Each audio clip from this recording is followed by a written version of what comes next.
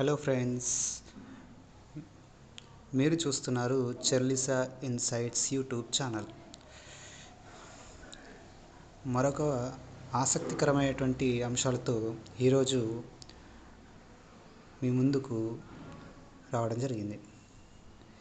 ఈరోజు వీడియోలో మనం కొన్ని ఆసక్తికరమైనటువంటి విషయాలు తెలుసుకోబోతున్నాం.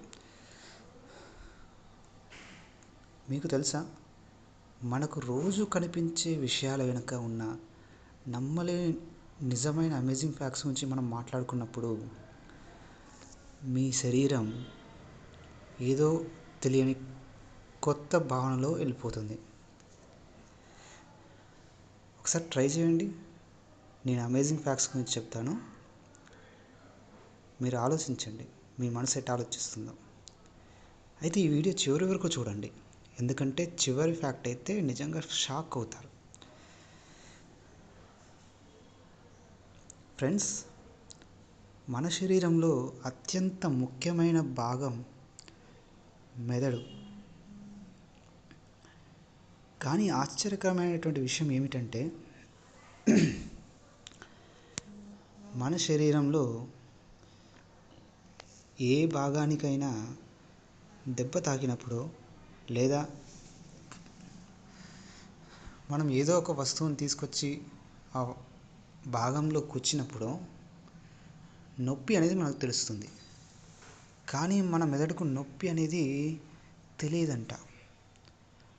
అందుకే డాక్టర్లు కొన్ని బ్రెయిన్ సర్జరీస్ రోగి పూర్తిగా స్పృహలో ఉన్నప్పుడే చేస్తారు.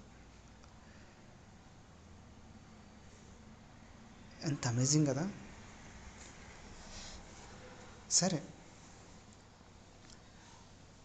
బ్రెయిన్ గురించి తెలుసుకున్నాం కదా, మనం గుండె గురించి కూడా ఒక మంచి విషయం తెలుసుకుందాం. మన గుండె ఒక అద్భుతమైనటువంటి యంత్రం. ఇది అందరికీ తెలిసిందే. మనకు తెలియకుండానే రోజుకు సుమారు 1,00,000 సార్లు అది లబ్ డబ్ అని దాన్ని పని చేసుకుంటూ వెళ్తుంది. 1,00,000 సార్లు కొట్టుకుంటుందంటే మాటలా? మనం నిద్రపోతున్నా, పరిగెడుతున్నా లేదా ప్రశాంతంగా కూర్చున్నా గుండె తన పని తాను చేసుకుంటూ వెళ్తుంది. దాని పని మాత్రం ఆపదు. మీ గుండె పదిలంగా కాపాడుకోండి, మన కోసం ఇంత పని చేస్తుంది.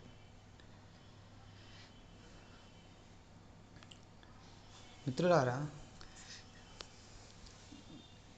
నేను ఈ మధ్య సరుకులు ఇంట్లో వస్తువులు తీసుకొచ్చినప్పుడు తేనెను కూడా కొని తీసుకొచ్చాను. దానికి చీమలు పట్టేసి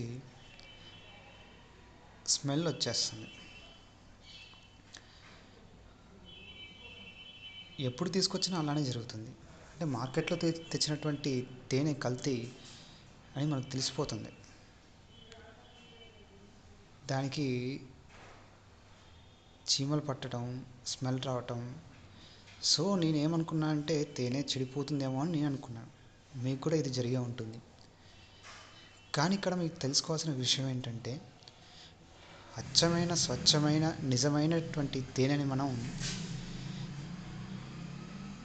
చూసినట్లయితే తేనె ఎప్పటికీ పాడవదు. ఉదాహరణకి, ఈజిప్ట్ పిరమిడ్లో 3,000 సంవత్సరాల పాత తేనెను కూడా పరిశోధన చేసినప్పుడు అది ఇంకా స్వచ్ఛంగా, నిజమైనదిగా, తినదగినదిగా ఉంది అని శాస్త్రవేత్తలు గుర్తించారు. ఎంత గొప్ప విషయం కదా. కానీ ఈ రోజుల్లో మనకు స్వచ్ఛమైనటువంటి తేనె అనేది దొరకట్లేదు. తేనె మొత్తం కల్తీ దొరుకుతుంది. తేనె కొనేటప్పుడు జాగ్రత్తగా కొనండి. దాంట్లో షుగర్ సిరప్ కాకుండా ఒరిజినల్ తేనె, మంచి బ్రాండా లేదా తెలుసుకొని కొనండి. మిత్రులారా, మన శరీరంలో అనేక రకాలైనటువంటి బ్యాక్టీరియాలు ఉంటాయి. ఒక రకంగా చెప్పాలంటే బ్యాక్టీరియాకు మన శరీరం అనేది ఒక ఇల్లు లాంటిది. అయితే మన శరీరం లోపల ఉండే కణాల కన్నా ఈ బ్యాక్టీరియాలే 100 రెట్లు ఎక్కువ ఉంటాయంట. వాటిల్లో చాలా భాగం, ఈ బ్యాక్టీరియాలు చాలా భాగం మనకు ఉపయోగపడేవి. ముఖ్యంగా జీర్ణక్రియకు అవి చాలా అవసరం. శరీరం పైన, శరీరం లోపల ఇలా బ్యాక్టీరియాతో మనం సహజీవనం చేస్తూ ఉన్నాం. ఇది చాలా మంచి విషయం కదా. ఇంకొక విషయం మీకు చెప్పాలనుకుంటున్నాను. మన శ్వాస వేగం అనేది మన యొక్క మూడ్, మన ఎమోషన్స్, భావోద్వేగాలపై ఆధారపడి ఉంటుందంట.